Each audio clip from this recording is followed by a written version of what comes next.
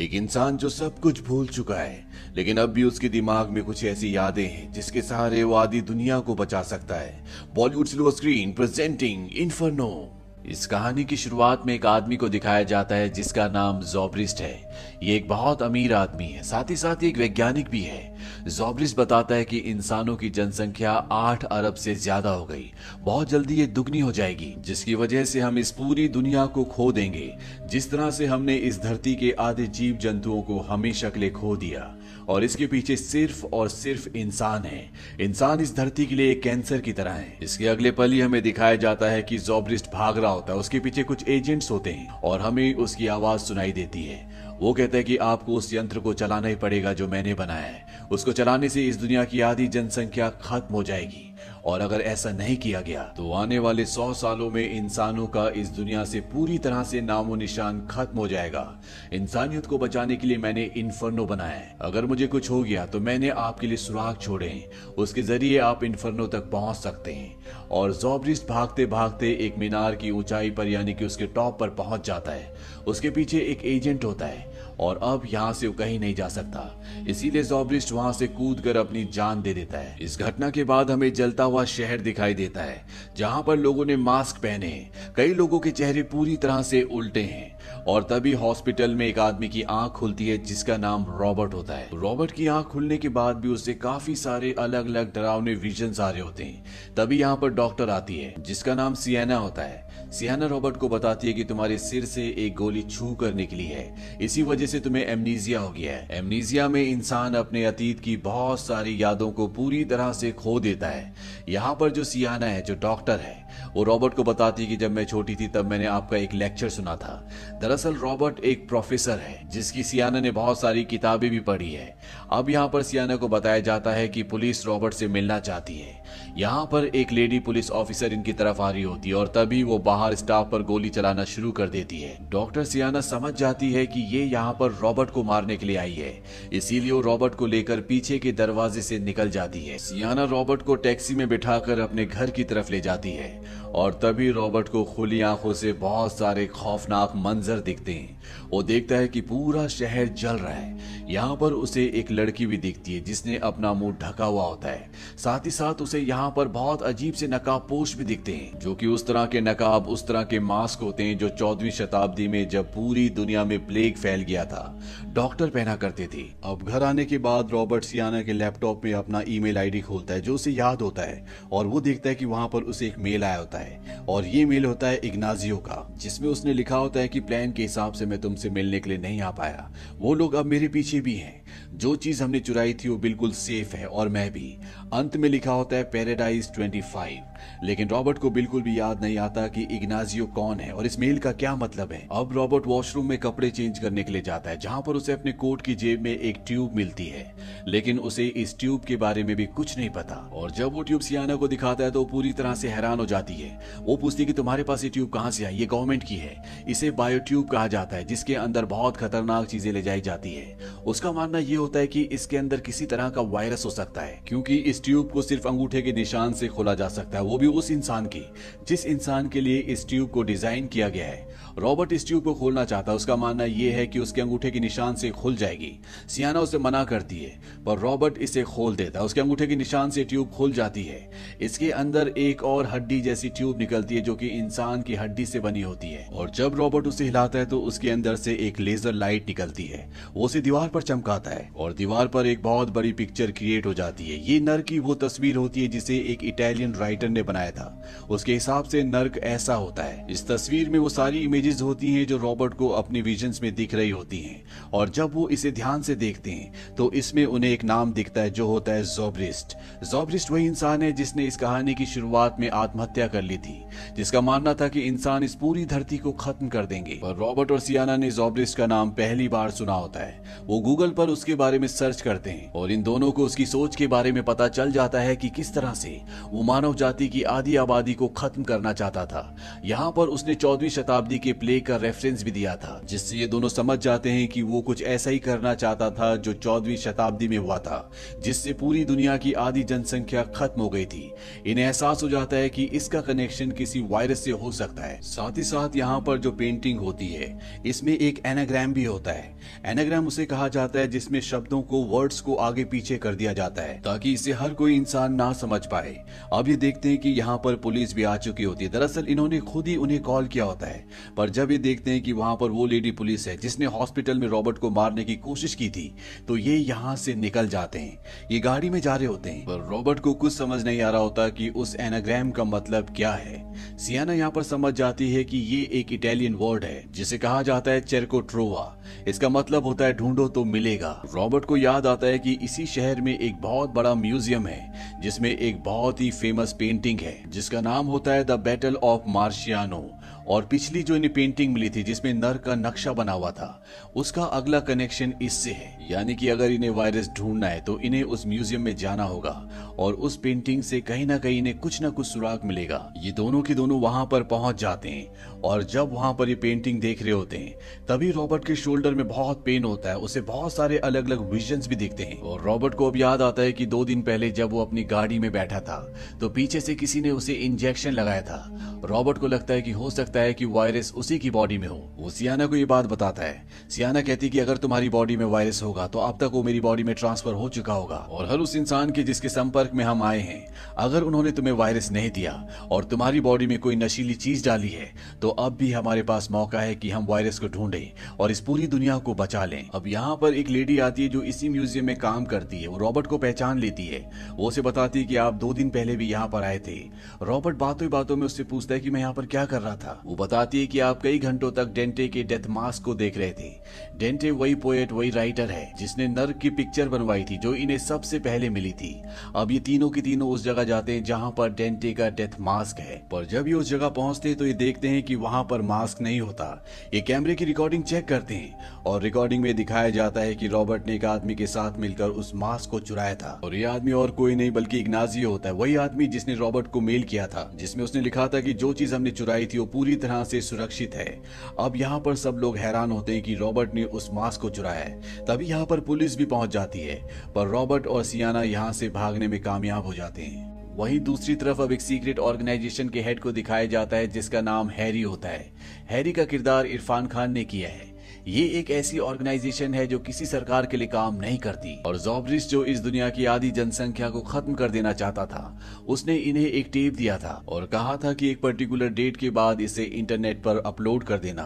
दरअसल ये ऑर्गेनाइजेशन इस तरह के काम करती है, और जब हैरी उस टेप को देखता है तो उसमें इन्हें एक वायरस दिखता है जिसमें ज़ॉब्रिस ने बताया होता है कि मैंने इस दुनिया में प्लेग का वायरस फैला दिया है और 6 दिनों के अंदर इस दुनिया की आधी पॉपुलेशन पूरी तरह से खत्म हो जाएगी। पर इन्हें नहीं पता कि वो वायरस कहां पर है।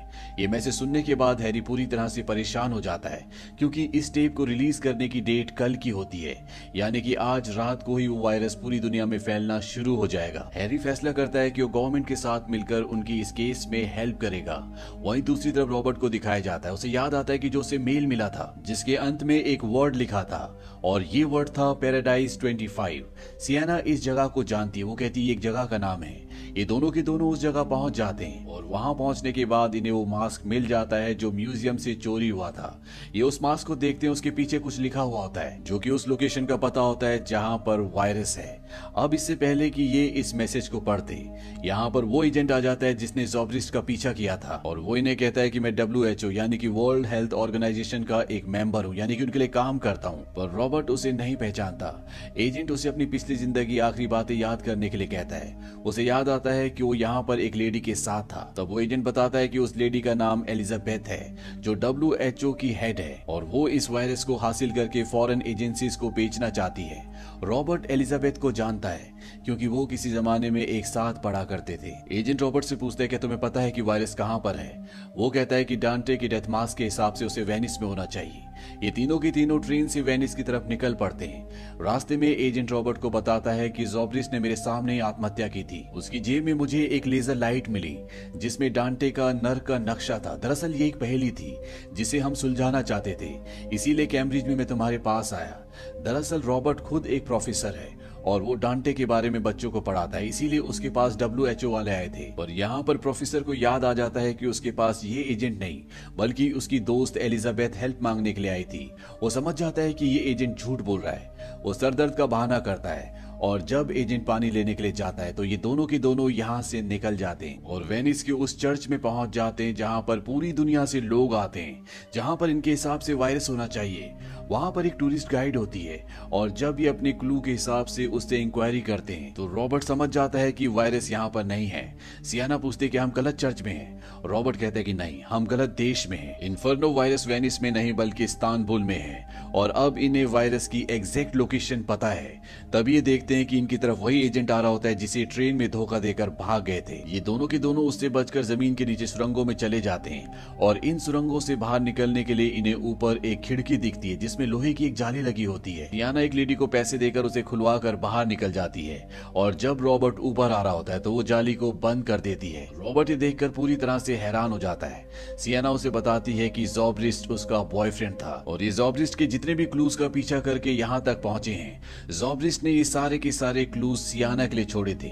सियाना को पता है कि अब वायरस कहां पर है, इसीलिए वो लोहे की ग्रिल को लगाकर वहां से चली जाती है। दरअसल ज़ॉब्रिस्ट ने सारे क्लूज इसलिए छोड़े थे कि अगर उसे कुछ हो जाए तो वो सभी लोग जो उसे फॉलो करते हैं वो इन क्लूज के जरिए वायरस तक पहुंच जाए और उस वायरस को रिलीज कर दें और जो उसका प्लान है वो कामयाब हो जाए।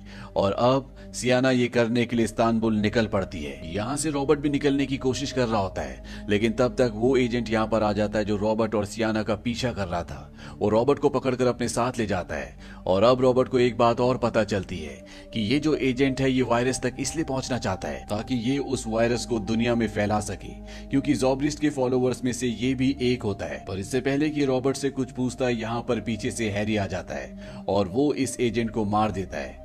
हैरी वही है जो एक ऐसी ऑर्गेनाइजेशन का हेड है जो ऑर्गेनाइजेशन इस दुनिया की किसी सरकार के अंडर काम नहीं करती। रॉबर्ट हैरी से पूछता है तुम कौन हो।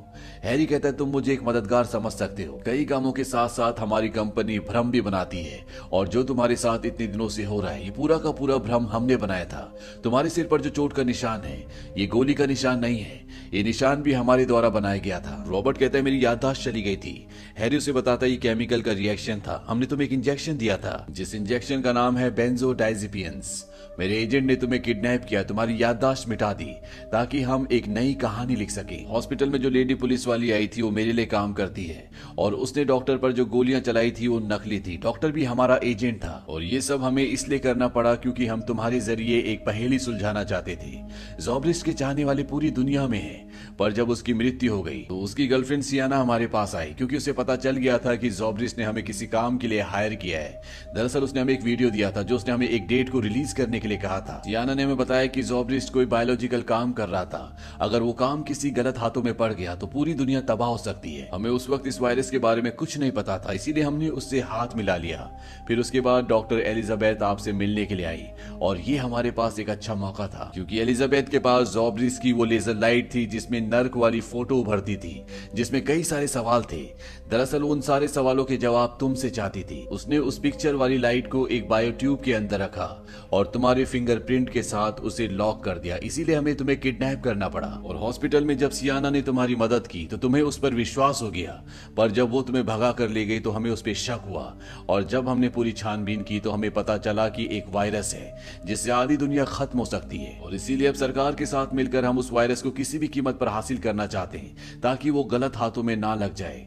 यहाँ पर एलिजाबेथ भी आ जाती है जो कि WHO की एक सीनियर ऑफिसर है। ये दोनों एक दूसरे के गले लग जाते हैं क्योंकि ये दोनों किसी जमाने में एक दूसरे से प्यार किया करते थे। यहाँ से सब के सब WHO के प्राइवेट जेट में इस्तांबुल पहुंच जाते हैं। इन्हें किसी भी हालत में उस वायरस को हासिल करना होगा। वहीं अब सियाना भी इस्तांबुल पहुंच चुकी है जो यहाँ पर ज़ॉब्रिस्ट के एक दोस्त से एक फॉलोअर से मिलती है और वो उसे बताता है कि हमें 2 बॉम्ब उस जगह फेंकने जहाँ पर वायरस है, इसका कंट्रोल मोबाइल में होगा और जैसे हम मोबाइल से कमांड देंगे बॉम्ब फट जाएंगे जिससे सारा वायरस पानी में मिल जाएगा और ज़ॉब्रिस्ट का जो मकसद था वो पूरा हो जाएगा, आधी दुनिया खत्म हो जाएगी। वहीं अब रॉबर्ट को, एलिजाबेथ को और हैरी को पता चल जाता है कि वायरस कहां पर रखा हुआ है।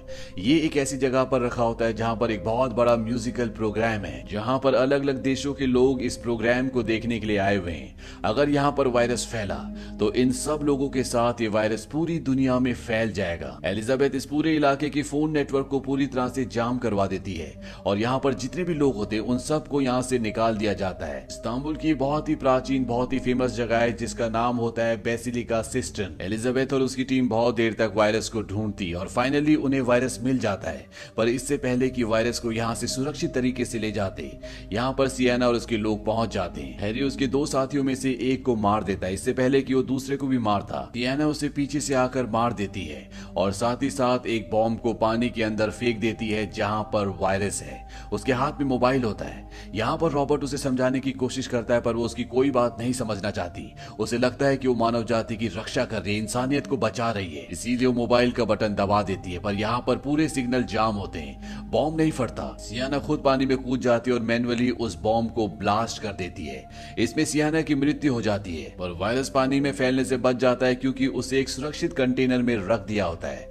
यहाँ पर एलिजाबेथ के हाथ में कंटेनर होता है और तभी ज़ॉर्ब्रिस्ट का एक आदमी एलिजाबेथ पर हमला कर देता है। वो कंटेनर का एक लॉक खोल भी देता है पर इससे पहले कि वो पूरी तरह से उसे खोलता, यहाँ पर रॉबर्ट भी उसके ऊपर हमला कर देता है। दोनों के बीच में बहुत हाथापाई होती है और तभी यहाँ पर सिक्योरिटी वाले आ जाते हैं और वो ज़ॉर्ब्रिस्ट के उस आदमी को मार देते हैं। एलिजाबेथ एक बार फिर से कंटेनर को पूरी तरह से सील कर देती है और इस तरह से ये वायरस को पानी में फैलने से बचा लेते हैं। अंत में एलिजाबेथ उस वायरस को WHO ले जाती है जहां पर उस वायरस को पूरी तरह से नष्ट कर दिया जाएगा। रॉबर्ट उस म्यूजियम में वापस जाता है जहां से उसने डांटे के मास्क को चुराया था। वो उस मास्क को वापस उसी जगह पर रख कर बाहर आ जाता है। इसी के साथ ये कहानी यहीं पर खत्म हो जाती है। ये फिल्म ईयर 2016 में रिलीज हुई थी। IMDb पर इसकी रेटिंग है 6.2। इस मूवी का बजट था $75 मिलियन और बॉक्स ऑफिस पर इसने कमाई की थी $220 मिलियन की। उम्मीद करते हैं कि ये कहानी आपको पसंद आई होगी।